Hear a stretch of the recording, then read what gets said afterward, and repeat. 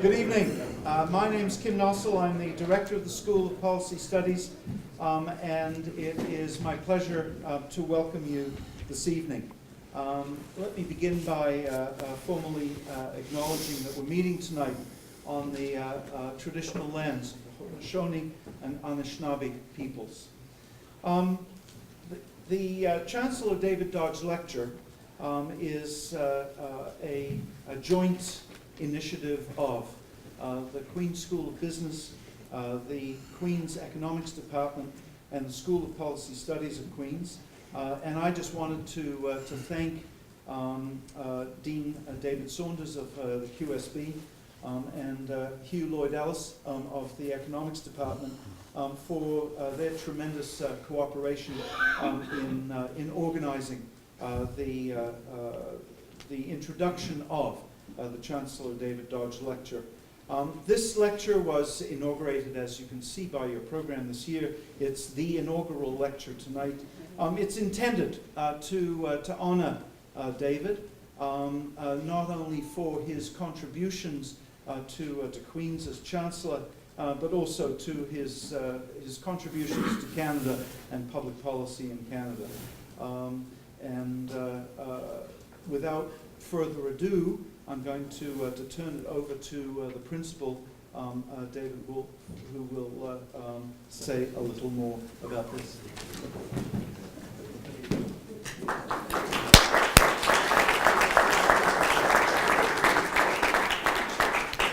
So that's actually the second time in 3 weeks that my 22-year-old son David has been promoted to the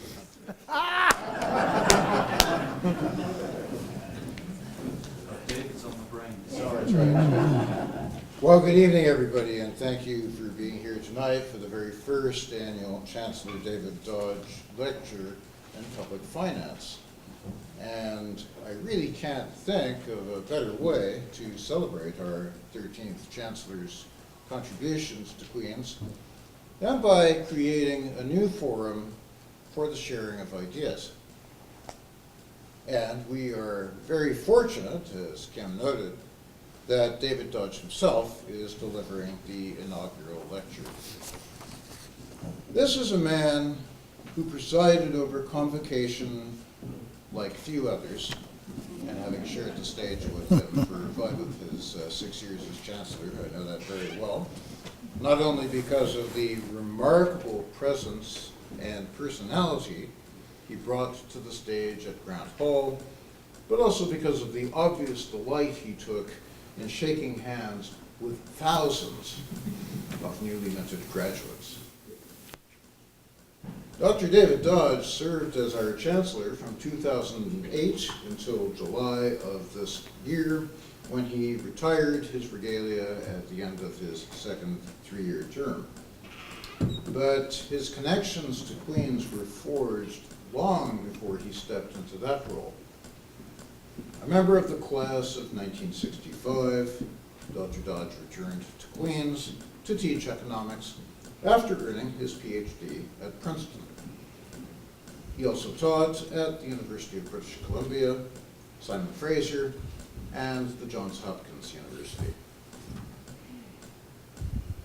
Dr. Dodge then served as director of the International Economics Program at the Institute for Research in Public Policy. He subsequently moved into government, where he held senior positions in the Central Mortgage and Housing Corporation, the Anti-Inflation Board, and the Department of Immigration and Employment. In 1992, Dr. Dodge was appointed Deputy Minister of Finance and has since been credited as being one of the principal architects of Canada's current fiscal and monetary policies. He served as Deputy Minister of Health from 1998 until 2001. And that's when he stepped into the role of Governor of the Bank of Canada for a 7-year term, guiding the bank through some turbulent times. Dr. Dodge's enormous contributions to both public life and academia have been widely recognized. He is an officer of the Order of Canada, a Fellow of the Royal Society of Canada, and the recipient of the Vanier Medal, one of the highest forms of recognition for Canadian public administrators. He also holds honorary degrees from Queen's, the University of British Columbia, the University of Ottawa, the University of Victoria, and the University of Calgary, among others. We are very fortunate to be able to call David Dodge an alumnus, Chancellor Emeritus, and a friend, and now we can add inaugural speaker for the Chancellor David Dodge Lecture in Public Finance to that distinguished list. Ladies and gentlemen, Dr. David Dodge.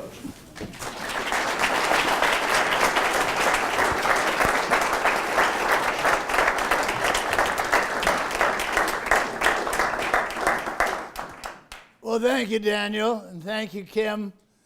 It's a real pleasure to be here tonight, and it's a real honor that Queen's School of Business and the Economics Department and the School of Public Policy have set up this lecture series, and I just hope that the future lecturers do more justice to this than I probably will tonight. But what I thought I would do tonight is to talk a little bit about the collective problem that we have aging in Canada and what we do about it. As individuals, of course, we age 1 year at a time, but as a society, that is not quite true. And so what I'm going to do, I'm going to start with a little bit of what you might call demography 101, so we really understand the problem. Then talk about some of the macroeconomic implications of that. And then I'm going to try to deal very briefly with 5 areas of structural policies that we might consider. So that's the plan. And where I'm going to start is with this particular funny-looking diagram, which is the structure, the age structure of our society. And if we go back 50 years to 1961, this little red line, when my wife and I first came to Queen's as undergraduates, the age structure of our population looked like the red line.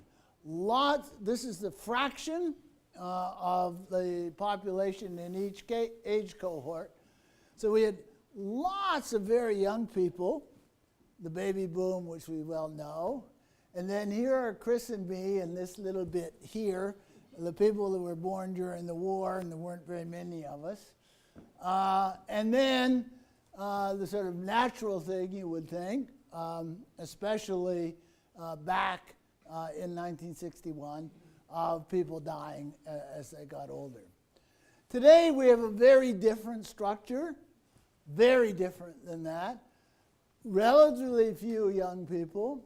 There's the big baby boom, and then it tails off as one would expect as people get into their 70s and 80s. If we look 50 years hence, the structure will look quite different. Still relatively few young people.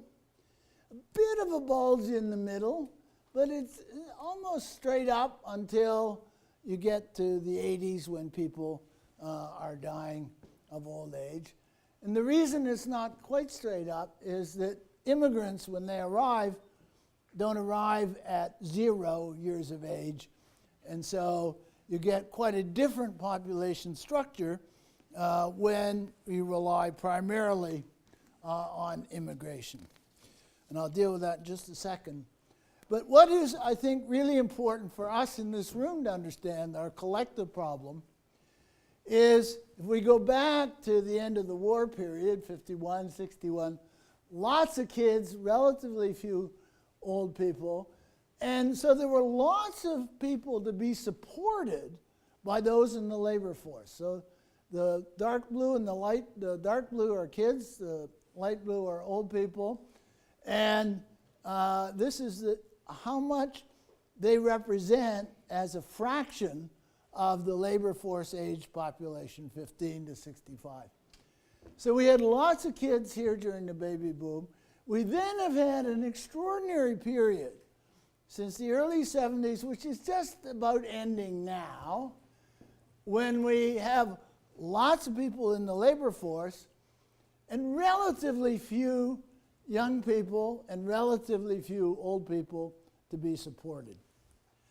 As we look out into the future, and this is what I'm really talking about, it's the problem, what happens is we move from here, right, at a sort of optimal place, out over the next quarter century or half century, when we end with a lot of old people to support. And what are the implications that that has for public finance? And I'll come back to this at the very end, because in part, my lecture is coming 20 years too late. And I'll talk about that. We really should have been starting right back here in the late 70s or early 80s to deal with policies that would prepare us for this period when we would have relatively few people in the labor force. So what's happened? Well, it's quite simple. We've had the green line is a fraction of the population that are 65 and older. The blue is the fraction of the population that are under 15. And you can see what has happened. I don't really need to explain that one very much further. What about kids being born? Well, if we go back again to the post-war period, we had a total fertility rate, the number of children per woman, was about 3.5 or 4, very high, and that has fallen below the replacement rate, which is about 2.1 to replace the population, down to something like 1.5 or 1.6 over the past few years. Now, we don't know what will happen to that in the future. We have to make an assumption, but if it were to stay at the sort of median projection, which is around 1.7, we're not going to be replacing ourselves through births, although there's some indication in the United States that this fertility rate has started to turn up. It certainly has not started to turn up here yet. And that means that essentially, if we think of our population going forward, we really are going to be relying on immigration, which is the red bars, that's where the growth in the Canadian population is going to come from. And as I said, because immigrants come, generally the economic migrants come in their 20s or 30s, that means that they too become old relatively quickly, and the number of young people for natural increase will barely be increasing the size of the population at all, not the proportion, the size. Now, what's been happening? For most of the last quarter of the 19th century and the first half of the 20th, the average life expectancy increased. But it largely increased because of public health, because people didn't die, kids didn't die at childbirth, and women didn't die at childbirth, and infectious diseases were largely wiped out. But since the early 60s, most of the gain in longevity, and there's been a lot of gain in longevity, has come because people arrive at the age of 65 and don't turn around and die 2 or 3 years later.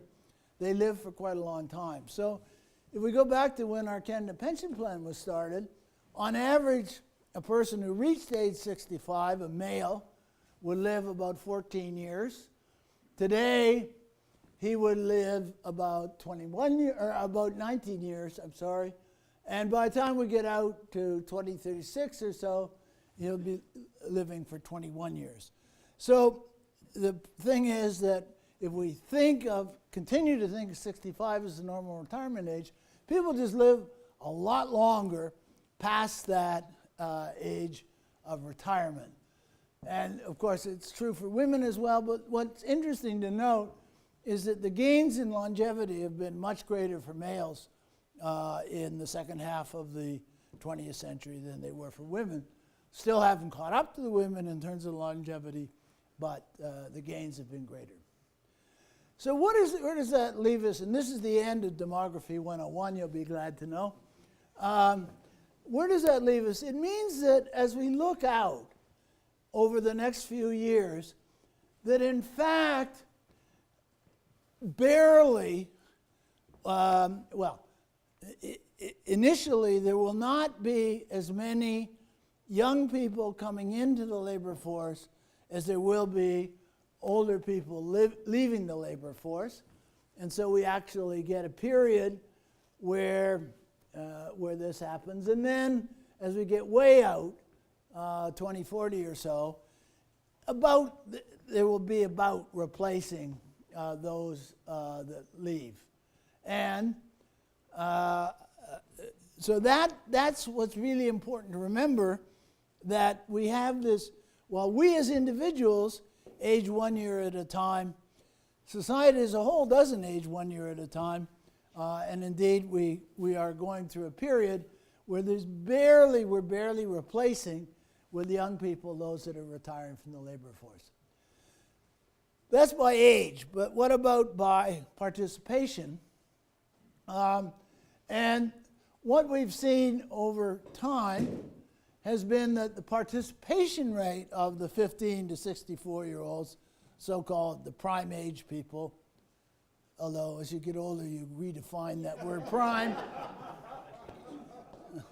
the participation rate of the prime age people has risen quite dramatically, from roughly 45% back in the late 70s to something today that's around 63. It actually has been as high as almost 66. It does bounce around a bit. So we've not only had the advantage of having this big cohort of working age people have worked harder or have been more in the labor force than they were historically. But what happens as we look out to the future? Well, because of this aging, because of the age profile that I talked about, we actually are going to see the labor force participation rate fall from its peak of just over 66% down to something approaching 61.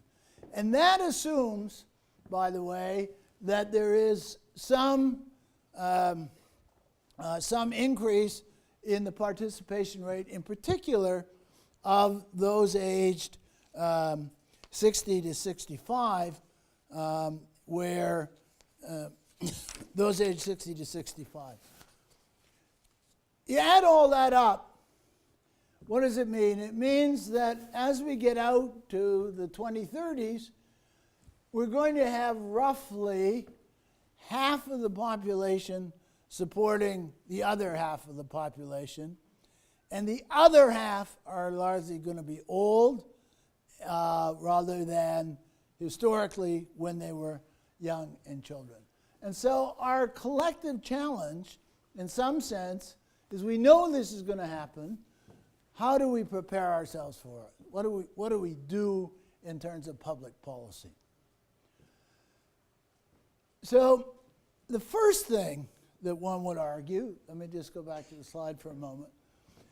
If all of a sudden these people in the labor force 20 years from now were a lot more productive than the people in the labor force today are, then they actually could generate lots of income to support all of us old fogies. And so, very importantly, the first thing to think about when one looks at this picture is how do we make these folks that are going to be in the labor force more productive so that without taking income cuts themselves, they can throw off enough surplus to support people like me. It's not a very complicated problem to state. It actually turns out to be a rather more difficult problem to solve. So the first issue is productivity then. Well, unfortunately, our record in productivity since the early 80s has not been a great one. In fact, we've averaged, and this is always a little tricky to measure, so I'm going to skate over measurement issues, but roughly 1.2% a year on average of productivity gains, although in the most recent period, Canada's here in the blue, our productivity gains have been much less, 0.6, 0.7, except for one brief period that should be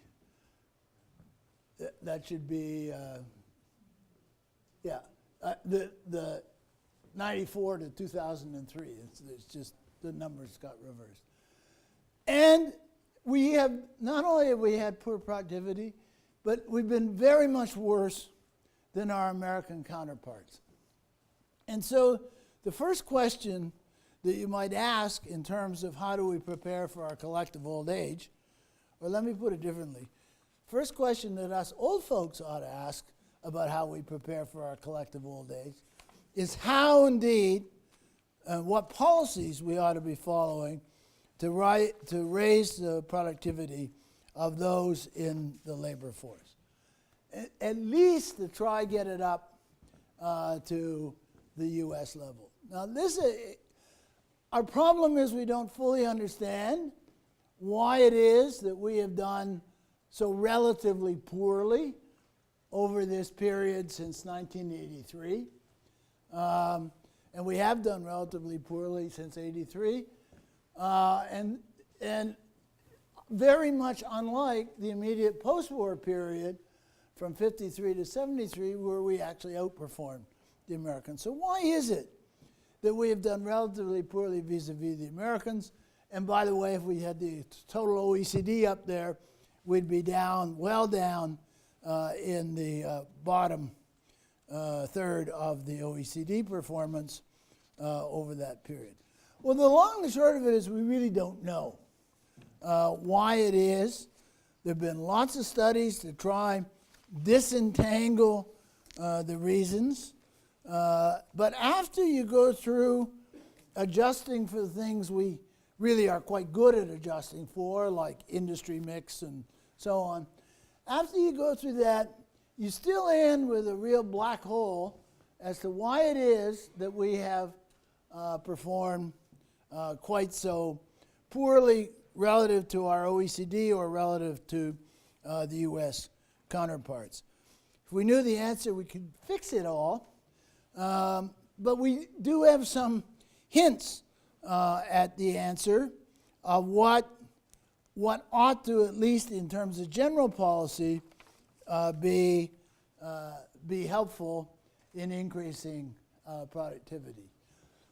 The problem is if we don't do it, this decline in the fraction of the population that's in the labor force, this decline in that fraction is going to mean that for per capita income or per capita output is actually going to be falling at about 0.2 or 0.3% a year, offset by whatever we can gain on the productivity side. If we only are at the average, then we'd be raising per capita output in the order of 0.9% a year.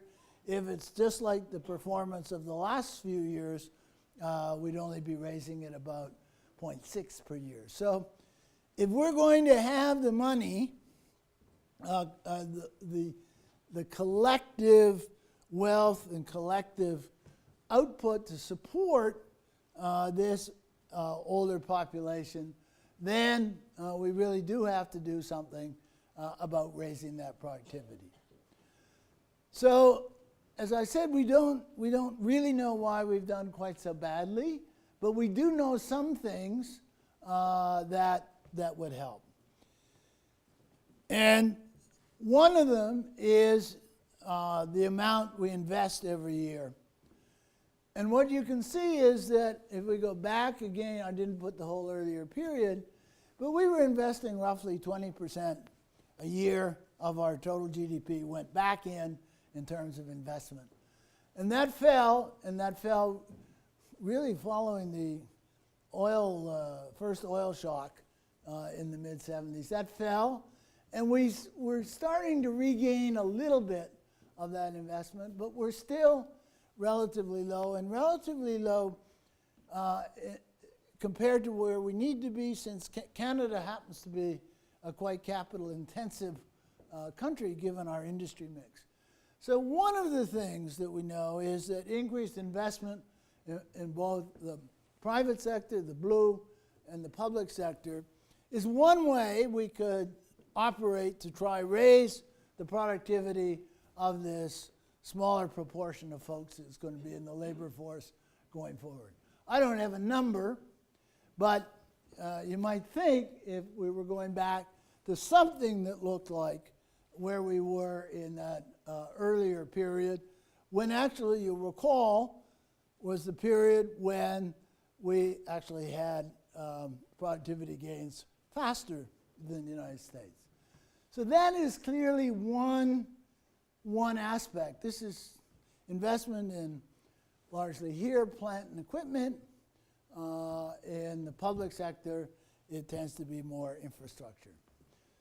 So that's one thing that where we do have some knowledge, and it does point to something we could do to improve the productivity of that shrinking fraction of the population in the labor force.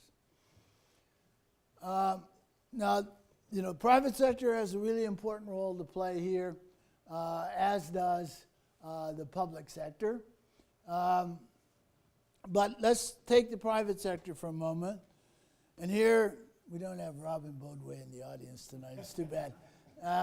Here there are some things that across time and across countries, and even from our own data, we do know that at least point us in the right direction. And one is that that corporate income tax in the future actually has an important role to play in governing the amount of investment today.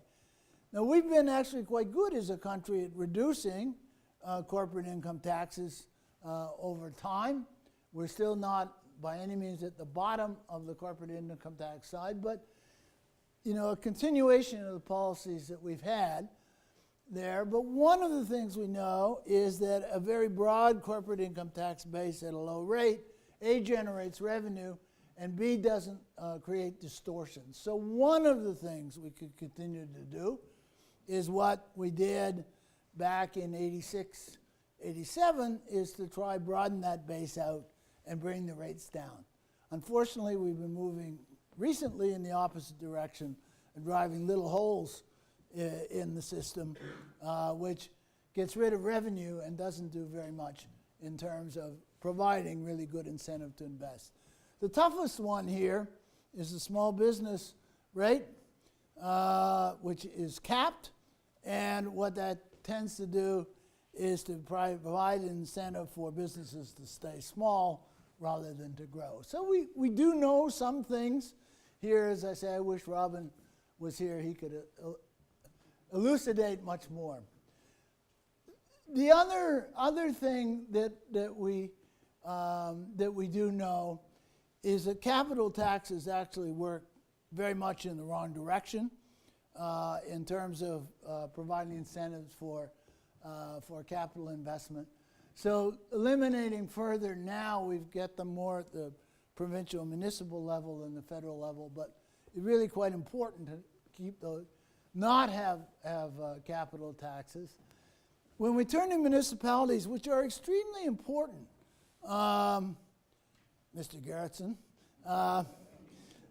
extremely important in terms of business, in particular medium-sized business where they locate, and large-sized business. We actually have a system in this country not surprisingly, that is quite skewed to loading the property tax on business rather than on individuals and housing. And so the one thing we do know, that there's actually nothing wrong with the property tax as a way to raise money. It's a perfectly reasonable way to do it. But the skew to load it extraordinarily heavily on business is one that is very discouraging. And it's one, of course, where we have real competition if we look at the southern states where they tend to work in the other direction. So that takes. So all that may actually cost you something in terms of revenue. Where do you make it up? Well, not surprisingly, as someone who urged the government to bring in the GST, you would make it up either through GST, which doesn't affect investment, or indeed, and one has to put it up, some form of excise tax. We're probably about at the limit on cigarettes because they'll be smuggled, and booze, again for that reason. But maybe, just maybe, it does make a lot of sense now to begin to think about a carbon tax, a general carbon tax, not a one that is just specific to a particular industry. Let's now turn to the public sector for a moment. This is the investment in capital by the public sector, largely infrastructure, but not entirely. The blue is provincial and territorial, the red is local, and the green is federal. And what you can see is that we went through really a rather long period where government investment as a share of GDP was falling. That wasn't so surprising. This was the era when we were getting rid of deficits. And the first thing you do when you're either going bankrupt or you've got a big deficit is you cut the investment that will yield a return in the future. That's what happened. We then were starting to recover for that around 2000. We're actually getting some increase in public investment. Largely, you can see it was the blue at the provincial level that was increasing over that period. We then had a sharp increase for a little while when the justification was not that we need the infrastructure, but we need jobs. And so we frittered away a chunk of that money because we looked short-term rather than long-term. But nevertheless, we had that big spike. Again, you can see where did it come? What was the infrastructure? It was largely provincial and local, not federal. And then, since then it has fallen off. But again, one of the other really interesting things to note on this is the importance of provincial and local infrastructure relative to federal, which is the federal as a share now, today, out here, is much smaller than it was if you go back to the 1980s. And so there's really something to think about here as we look forward in terms of government policies as to how indeed infrastructure should be financed and how it could be financed, and that it's very important, since much of the infrastructure is indeed local, that municipalities and provinces actually have the wherewithal to go at it. What would the appropriate amount be? Because we really starved infrastructure, and you can really see this in a city like Toronto or Montreal over that period. We began to rebuild a bit, but so not only, just like a university, not only do we have a lot of deferred maintenance, but we've got a lot of investment that did not take place over that period, which we now need to do. Now, the great advantage of doing that now over the next few years is we actually have a fairly large labor force to do it, and indeed it can be the existing population, including the baby boomers, that pay for some of that. So that then takes us, I got one more bit. The other the other aspect is not infrastructure physical that governments do, it's infrastructure human. And you can see that we have been running, and we're running for a long time, at 3.5% or a little bit more percent of GDP was going on public investment in human capital. That has been falling off. It differs by province quite a bit. If I put up the provincial tables, that has been falling off.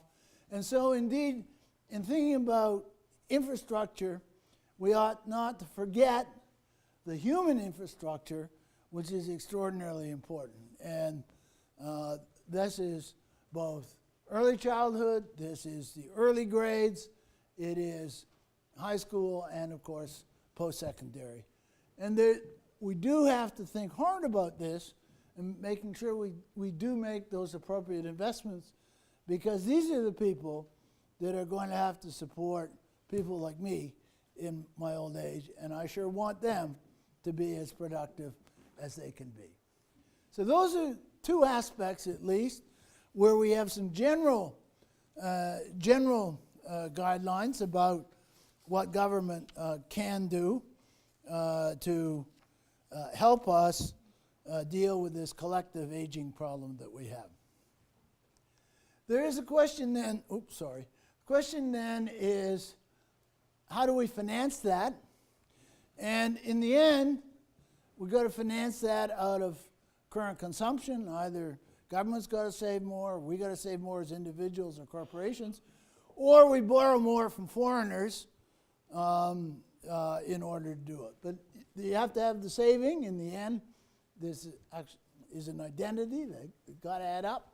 And so that comes to question. So there's two issues. What do we do domestically, and what about the foreign side? Well, if we see what's happened recently, we've had a major decline in domestic saving.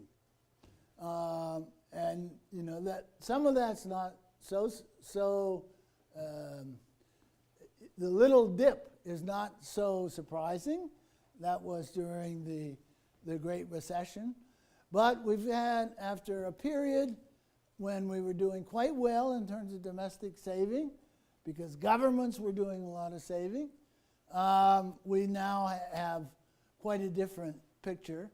And we've changed from being a supplier of savings to the world, i.e. buying foreign assets, to one where we're borrowing from the world in order to finance our own domestic consumption.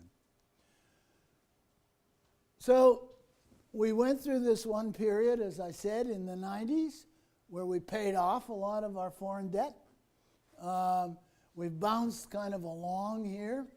And there is a real question, if we make more investment going forward in order to increase productivity, do we do it by borrowing more from foreigners, or indeed should we have domestic saving, buy foreign assets which will then yield a return, which then can be used to support me in my old age?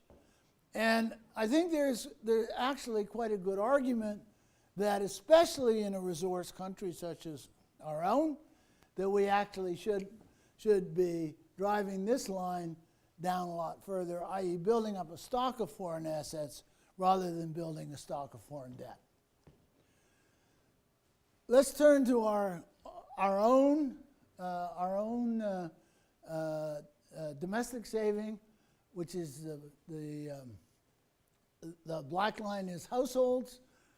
And you can see that our domestic saving as a share of GDP really started to fall off back here in the mid-1990s. That governments who were borrowing like crazy got themselves into better shape.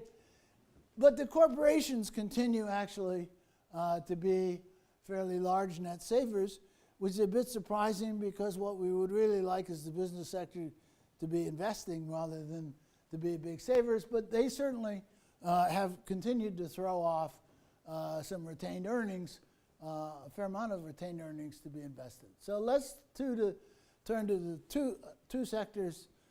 One is government. Blue is federal, red is provincial.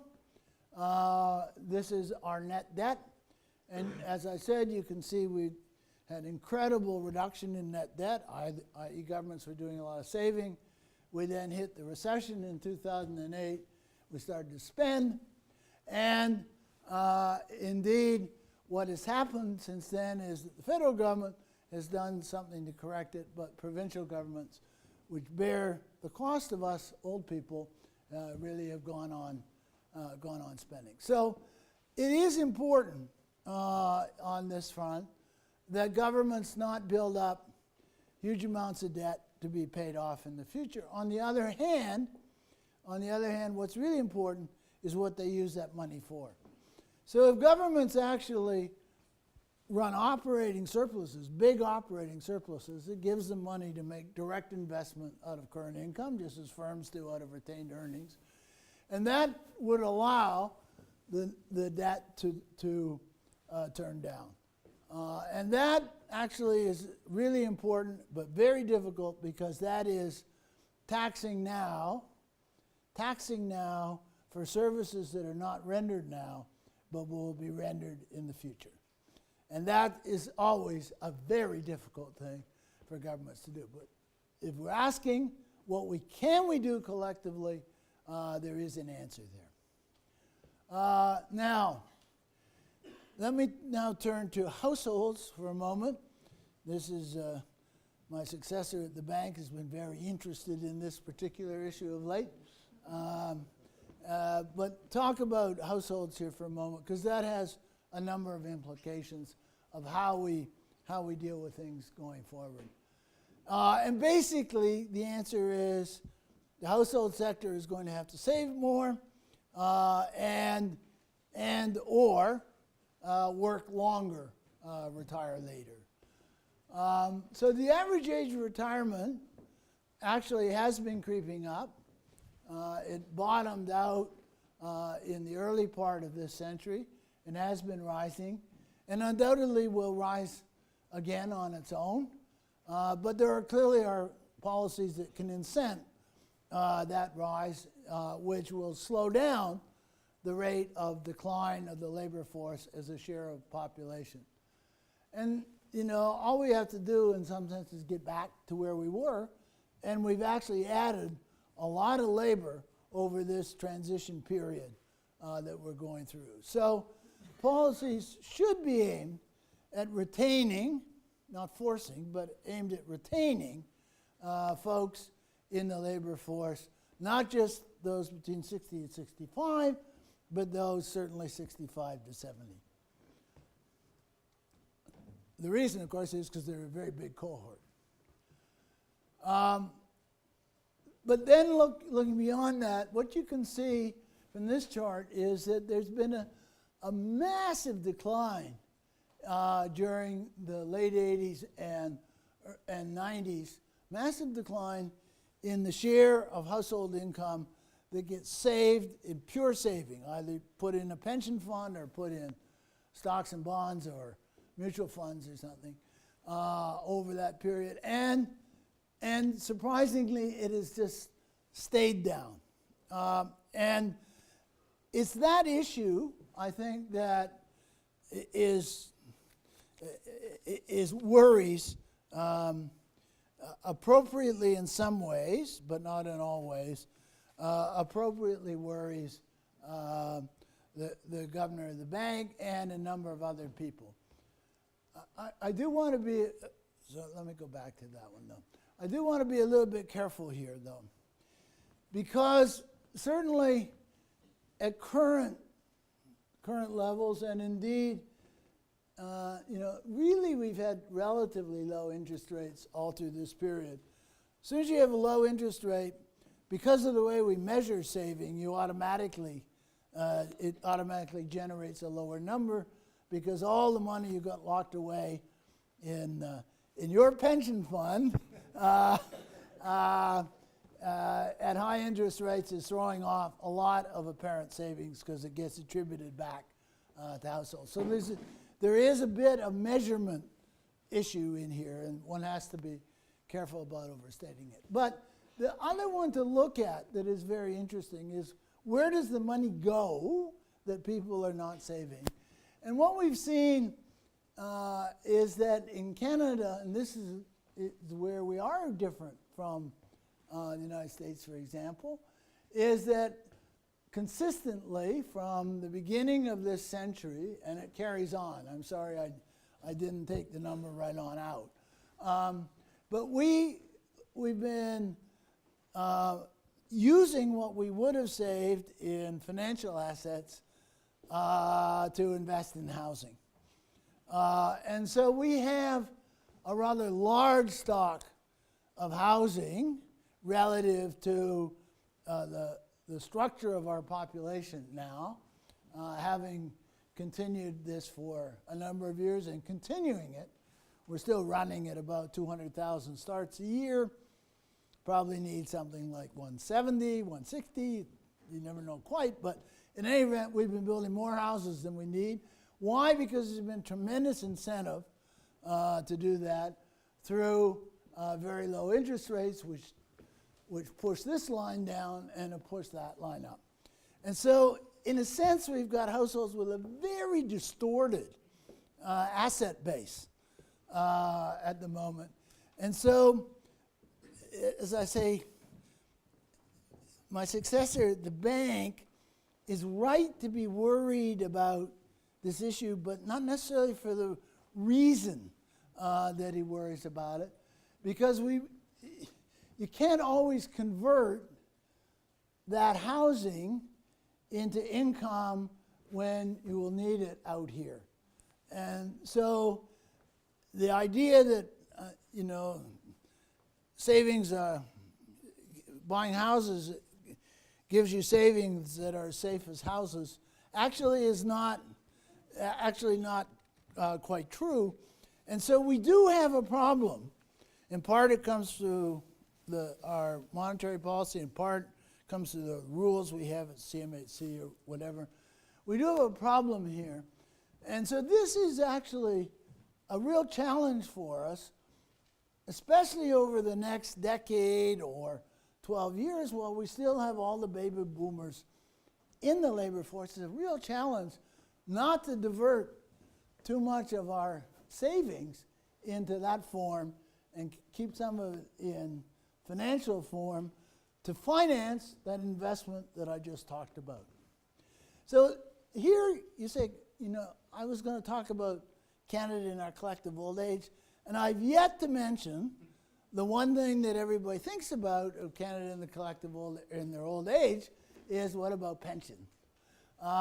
And so this is an issue. It's an issue for individuals, but it's a collective issue in that we need to have the savings to finance the investment. We need the investment to get the productivity up. We need the productivity up so that smaller population in the labor force can support people out there. And so the question is then how to incent households to save a bit more. Well, one thing is to force them to do it, and that would be through an increase in the CPP contribution rate, or as Ontario proposes, an increase in the Ontario pension plan. That, in the end, some force is probably important, and it's important to do this in a way that takes account of the fact that even more than has been true historically, as we look to the future, people are going to move from employer to employer at a much greater rate than historically was true, number one, and we'll be going through periods of self-employment to a greater degree than was true historically. So you really need something that provides for that changing labor force behavior. So I hate compulsion in this regard, but I actually think that the analysis would tell you that this is not a bad thing. But we can talk about that in discussion.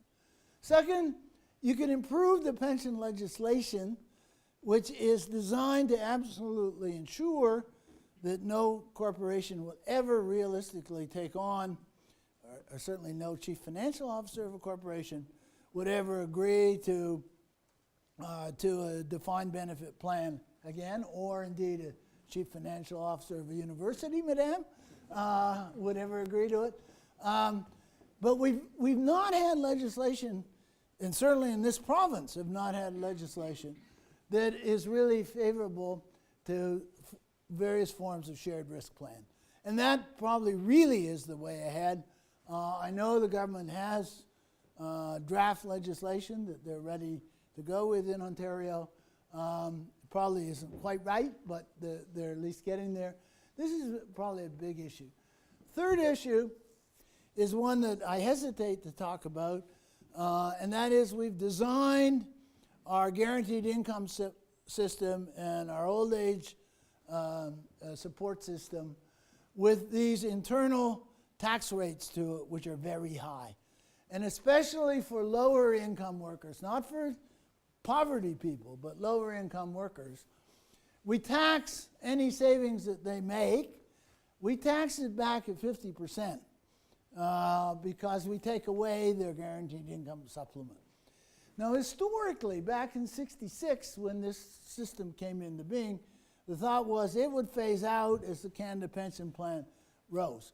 The trouble is we kept raising the threshold for the GIS, and so it never really phased out. And we never raised the fraction of income that the CPP covered. So we end with an incredibly perverse incentive system for people, for lower income people at the moment, to which the government added another perversity and said if you save through a tax-free savings account, that they will not count that as income when it comes to calculating your GIS. So we've really mucked up our system. I'm not saying that the social objective is wrong, but the mechanics we've used have been very unfortunate in destroying the incentive for private savings in the lower, certainly 4 deciles, probably even in the lower 5 deciles of the income category. And so I conclude then, what we really have to think is getting the system balanced right to provide the proper incentive for savings. Now I want to move on. So that's it for pensions, which is what some people expected me to talk about. But what I really want to do is to move on to this one.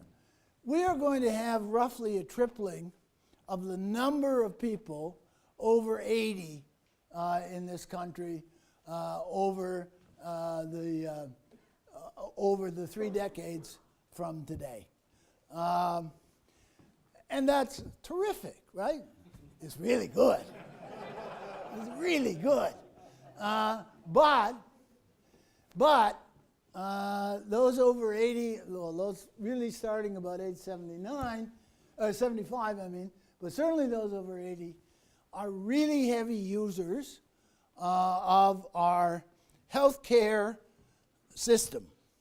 And those just represent, so at 65 to 69, they're just retired people, roughly cost $5,000 a year in terms of total health. This is total, private and public spending. By the time they get to 80, they're up to almost $15,000, and of course by the time they get to 90, which is the last bar, they're up almost to $25,000 a year. Now, the question, this is all good, right? It's amazing. It's terrific to be living in the 21st century and not the 19th because they can do so much for you. But it is very expensive. And so as that fraction and number of people that are in that, let's call it more fragile elderly category, rises, the expenditures on health, public and private, are going to rise pretty dramatically. How dramatically? Well, if there was no change in the way we run things, that's kind of the red dotted line, we'd move from where we are today at 11-ish% of GDP going on healthcare. And remember, all of this is produced by the people that are actually in the labor force, and much of it is going to people that are out of the labor force. We would have a rise from roughly where we are today, around 11%, to something, depends how you do the numbers, but by my calculations, to about 19% by the time we just get out, because I'd done this in 2011 to 2031, which is the last year here. Now, why? Of that rise, which is about 2.4% per annum in terms of share, about 1.1 points of that is the natural aging. The other roughly 1.3 is technology, because what we do for people is just so much more expensive, because we can, number one, and the price of medical services, which have been rising faster than inflation in general. And so the question is, could we do better? Absolutely, we could do better. And I'll talk about that in just a moment. And so my estimate was, well, let's be realistic about how much better we can do. Probably on technology, we can cut it by roughly half, and on the rate of increase of what turns out to be largely wages and salaries in cost terms, not necessarily in payment terms, but in cost terms, we can probably reduce that from rising at about 2.2 or 0.3 to something like cutting it about 0.2 or 0.3, which would give us the blue line, which would still mean we're going to be up from about 11 to something close to 15 when we get out 30 years. So this is in part why it's very important to consider figuring out ways to have people have more income so that they can pay their private costs when they get out there. But it is also very much what we ought to be considering in terms of health policy, which is the last of the policy areas that I'm going to cover. You'll be glad to know. So what are the options as we try to deal with this? Well, the first option is not to carry on as we have been carrying on for the last little while. We have, because of the structure of our system, which was put in place, as you know, largely in the 1960s, we invest very heavily in acute care facilities and acute care treatment, and we invest very little in alternative types of care. And there's a lot of work been done here. David Walker's not here with us tonight, but David's done a lot of work on this. We know actually a lot about this. It's not only do we know about it, but there's a general acceptance in the healthcare community that we can deal with it. So rather than building more wings on KGH, to put it bluntly, what we do is add to St. Mary's or their equivalent, and that is across the country. So that would be nursing home facilities, but very important is supportive housing, because we do know, and there's tons of evidence to support this, that people actually age better in their own homes. Whether it's an apartment, I'm not saying in their physical 3-story house when they can't climb the stairs anymore, but they do age better in their own homes.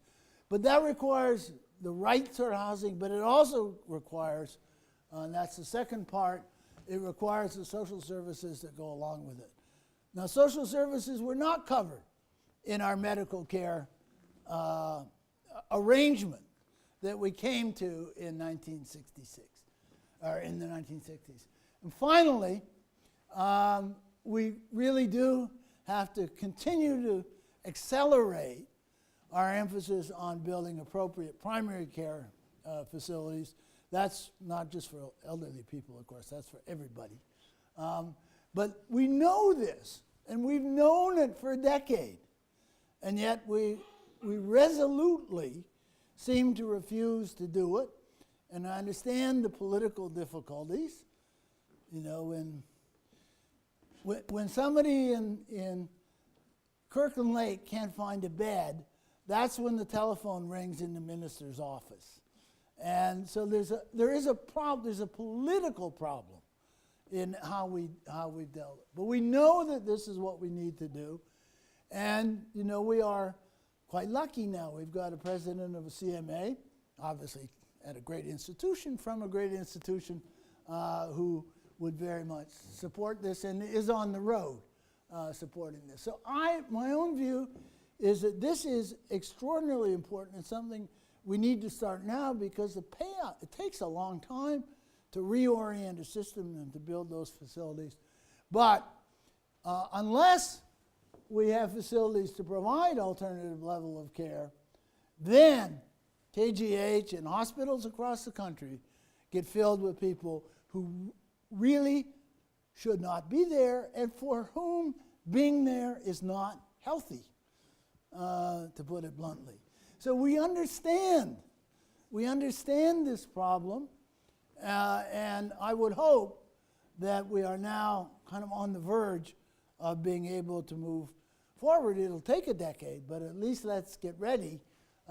Let's get ready for living at a time when this is the structure of the population. We still have some time to get ready. We've wasted a bit of this period through here. And I think a lot of us, Mel will remember well, a lot of us back in the 1990s were arguing to move in this direction, both in healthcare and in pensions. We failed to deal with the pension problem as we should have in 97. But you know, it is true, better late than never. And it's not too late to begin to address the problems that will allow us to live, to collectively enjoy a better future when the shape of the population really is quite different than it is today or has been for the last 20 years. So thank you very much.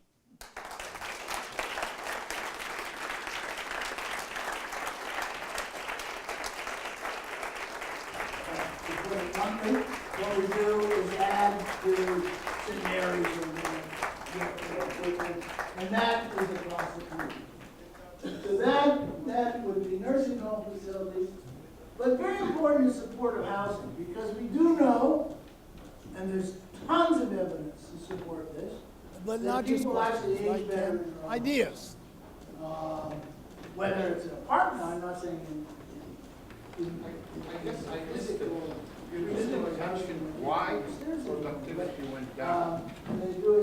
Besides the fact that the answer is we don't know. We have suspicions, but it's very, very hard to actually do the analysis, because we actually work backwards in doing the analysis. There are some things we do know, so we do know what's happened to the industrial structure, for example. So we can go through and do an analysis. What effect would the change in industrial structure?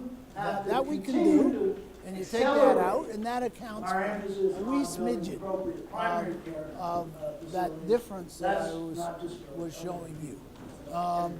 We do know that in part, back to the 50s and 60s, that we were, in fact, total productivity was not going quite as fast as it appeared, because we were using many more energy units per unit of output than we had previously. So there are bits we can do. The second thing we can parse out a bit is it because the quality of our labor force has not risen so fast? Well, in fact, the quality of the labor force in Canada, no matter how you do the measurement, has actually improved faster over that period when we've done well, less well in the United States. And so you you end with a big black hole that you're not really sure, you can't kind of account for. Do you mind if I ask, which means, as a collectivity, we fail if we are not able to find why productivity went down after the 70s and 80s. So how come people working in this field never concentrate on this important, the only important issue concerning our future? We're getting right. So we understand, They actually do. We understand We this actually problem. spend a lot of time on it. and I would hope It's that we it's are now very hard. on the verge of being able You to. end What are we because you're gonna really take today? decomposing At least something. let's get ready. And Let's you get end with ready this for black hole that you living can't at a really time explain why when we've done this so badly. And you know, we still have some in time policy to get ready. terms, We've you go through wasted a the bit list from that I this had up there period of things to we were do. here. And we actually have done as a And country, I not think a all lot that of us badly. At least know, we were remember moving in the well, right a lot of us direction. back in the 1990s. And so you end with this arguing off, to move in this you end direction, with two both in things healthcare and that, pensions, that you know, to is kind of deal tough. with the pension problems we showed One in is that we have a 97. lot of small firms. But And it's a lot of small firms that are not growing. better late than never. And so And the it's not one too big late difference to you can begin actually to address point the to problems is that the that will Americans have a allow lot of small us firms as well, to, not as many to proportions live, as we do, to but they tend to collectively, grow their small firms. enjoy We tend to a sell better our small future firms. when the shape of the population really And is so quite they, different they than it don't is grow, today or has and been in the West. we have a small Thank you very fraction.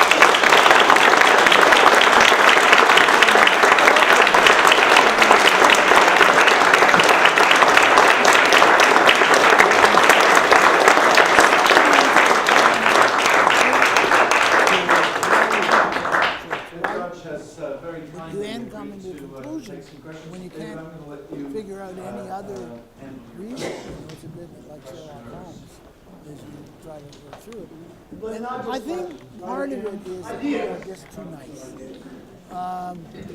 That we are much less tough as managers at bringing productive work out of our labor force than the Americans Besides are. the fact that we We don't And know. certainly, The answer is we I'm don't director know. of We have firms suspicions, that have but plants it's on both very, sides of the very border. hard to and actually listen to do other people the talk analysis about. because There's certainly we an actually element. work backwards in doing the analysis. second- There's some things we do.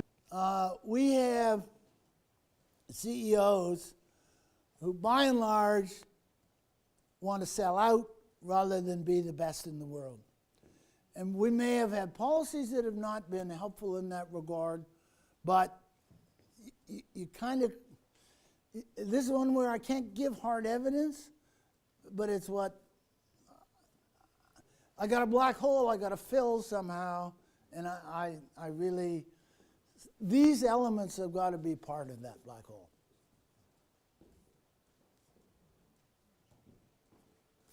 George. Where's China in all of this? So China's had two things happen. One is they've had this tremendous rural to urban migration, the classic way that countries develop, whether it was Japan, whether it was ourselves, Japan more recently, or ourselves in the 19th and early part of the 20th century. So rural to urban migration raises productivity like crazy. So you find this Chinese productivity having gone up massively. The first part of that was rural to urban migration. The second part was the next step, raising the actual productivity in the goods producing industry of the workers, raising the skill level of the workers. China now, and the third issue, which is so important, is we looked at Canada investing 18% of GDP or something like that in capital. China runs at 40. And so the amount of capital per worker has been increased dramatically. The thing is now, this takes us a bit off topic, but as you look out the decade coming, China has to make that transformation that the Japanese never were able to make of moving from an investment, foreign trade-driven economy to a consumption, household-driven economy. And that is their problem right now. And they don't have a financial system that will support that movement very well, and they don't have a governmental system that will support that movement. Because if you turn it over to households and consumers, you lose control at the center. And so there's a political issue that they face, and there's a real economic issue, because we know from history how difficult that transition is. David, in '98, the reform of the Canada Pension Plan, which you were involved in, was done almost by stealth. Nobody noticed. And it put the CPB on a sound financial footing. Can any of this be done by stealth? Does it require a national... almost by stealth. Nobody noticed. And it put the CPB on a sound... It should be national. It should not be provincial. You've got two provinces, now they make 67% of the national, but you've got two provinces that are interested. You've got Ontario that's interested because they're looking ahead. There's Quebec that's interested because they made an enormous mistake in going with their own plan, subject to their own demography, which is far worse than the demography of the rest of the country. So Quebec is interested. And Ontario and Quebec, as I say, that is 2/3 of the population. And probably you would add to that the three maritime provinces. Probably you would add Manitoba. That's a little bit more difficult at the moment. All of which have precisely the reasons that I mentioned to move forward. Alberta has a much younger population. Saskatchewan has an Aboriginal population, which is a share of the labor force coming in is going to be very high. It's 15% of the total. I don't know, Tom, where's Tom? Tom probably knows the answer of what it is in terms of the share of the young people that are coming into the labor force. 44,000 registered Indians. Yeah, so it's a big fraction. So they have a bit different problem, if you will, because that is all run on the basis of taxable income. It's right. So there are at least two provinces that would not be on side at the moment. BC is a bit of a question mark, but the problem is that you do need federal leadership is important, and while it was Ontario that dragged its feet in '97, as you'll recall, Ernie Eves was the great opponent of fixing the Canada Pension Plan, and it was Jim Dinning in Alberta who was the advocate that finally got it through, as you say, by stealth. So I'm not sure, and I guess the answer is I am being a big supporter of what Ontario is doing, not because I think doing it in Ontario alone is a good thing, but it may just be enough to drag everything else along. David, as the proportion of the population over 65, mushrooms, becomes much bigger, won't the proportion of the working age population who work in social services also have to increase? And doesn't that have sort of negative implications for productivity improvements? Because productivity improvements, people dealing with people, is not as easy as people dealing with machines. Well, I think we should be very careful here. It's very hard to measure productivity in the service sector.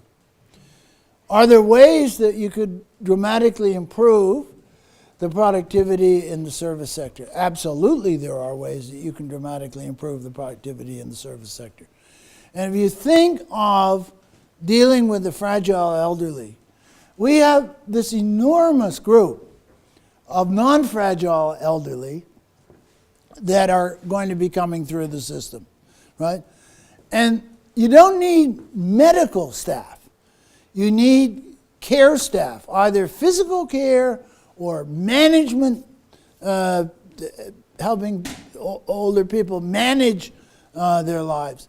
So my own view is, indeed, there's enormous scope for improved productivity in that. And that's why I said that I started by saying we have to think of the problem very differently than we thought of it. We have this legacy, which is really unfortunate, but it's what we have, that we divided the public and the private system vertically. We said we will pay publicly for hospitals. We said we would pay publicly for physicians. But everything else, we say, no, that's private, or we'll pick it up through welfare. And there's absolutely nothing which relates to care, per se, in that system, right? And so if you think about what we need to do, and this is what is so difficult, is we need to think about tipping this system, which is roughly 70%, 75% public, 25-30% private, but divided vertically. We need to think about tipping it on its side and running it horizontally. So let's just go back to that slide. We come to this last line here on that slide. And I would say the successful systems around the world, which largely are European, they provide roughly 80% of the health and care system is public, roughly 20% is private. But they divide it horizontally and not vertically. And so it really does make a lot of sense to overcome this phobia that we have about two-tier medicine. We do have two-tier medicine. The thing is, it's a vertical tier. It's divided vertically, not horizontally. And so it really is important to think about changing that part of the system as we go forward. And the problem is, initially, that probably means putting a bit more in terms of the fraction into the public sector. And it also definitely means that at least you're going to have, this is not delivery, I'm not talking about delivery, I'm talking about payment. It also means that you're going to have part of it that will be accessible to people who have money to pay for it. And that's what we've found a hard time getting over, even though dividing it the way we do means that there's a whole chunk of services which are really important, and especially important for people 60 and over, and especially important for people 80 and over, which is not part of the public system. And therein lies our problem. We have to somehow overcome history. All I would say is that I'm a little more optimistic now than I was whenever it was a decade ago. I was Deputy Minister of Health, 15 years now, than I was then, when it was really, you were talking about, there was no acceptance in the delivery community that was, or very little acceptance, that's where we wanted to go, and no acceptance within the governmental community that's where we should go. David, part of your prescription for increasing productivity is to increase investment, and to that end you suggest a fairly significant restructuring of the tax system. In particular, decreases in capital taxation and increases on the consumption side. A couple of issues there. One is, are we going to change the tax structure? Are you proposing to change the tax structure in a way that would exacerbate the problem that we have of increasing inequality in the country? And in particular, what would you do with capital gains taxation? And if you lower those, it's only the deemed realization of capital gains at death. That's the only tax that we impose upon wealth, the intergenerational transfer. So I think there are some profound equity implications in what you're proposing. Well, I hesitate to answer that to the guy who taught me public finance when I was an undergraduate. But there really are two issues here, John, and we shouldn't confuse them. One is the issue of the rising inequality in the distribution of earnings, right? That is a very real issue. The argument has been that we have skill bias technological change that has been going on, and so this is a result of that particular change. Whether that will continue in the future, technological change has not always historically been skill using. The whole introduction of mass production was in fact reduction of skill. Whether we're now at that stage, and there's a very complicated literature, and I don't profess to understand that literature. I think there's a fair debate in the literature actually where we're going on whether the technological change that's going on at the moment is skill bias or not. So there's that issue, and that really is a big issue that's there. And part of it is the technological issue. Part of it is that we've opened up a global market. And in a global market, there's just more rent to be earned by the person that does the very best in that global market. So that's the one side. Then on the capital side, I mean, this is a very interesting question of whether returns to capital, in fact, as we increase this fraction and as we increase savings, whether in fact returns to capital will actually rise or fall. And this was the, if you take Piketty apart, this is really the issue that underlies it. If you make the assumption that returns to capital are going to always rise faster than growth is, then you get Piketty's answer. But that's an assumption. And it's an empirical issue, and it's an issue which I would submit we don't know.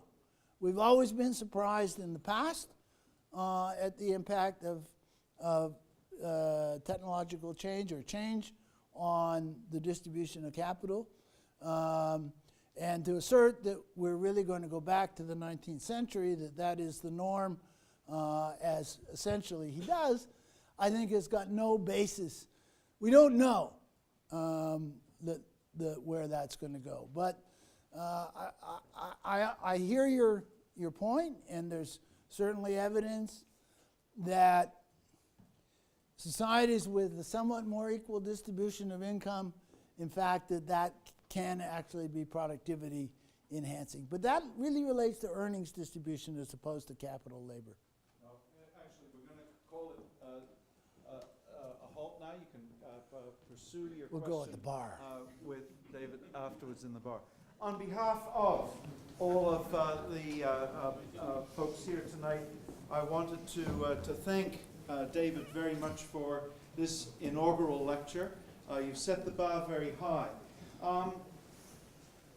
We decided that, and Principal Wolf has referred to the many convocations that Chancellor Dodge presided over. As some of you may know, we now have a system of convocations where there are about 20 or 30 per season. And he, for those of you who've attended, you'll know that he has been an enthusiastic presider. Over the 6 years or so of presiding, David gave out numerous medals. And so we thought that it's time that he got a medal in recognition. So David, thank you very much and please join with me in the... There we go. Thank you, Kim.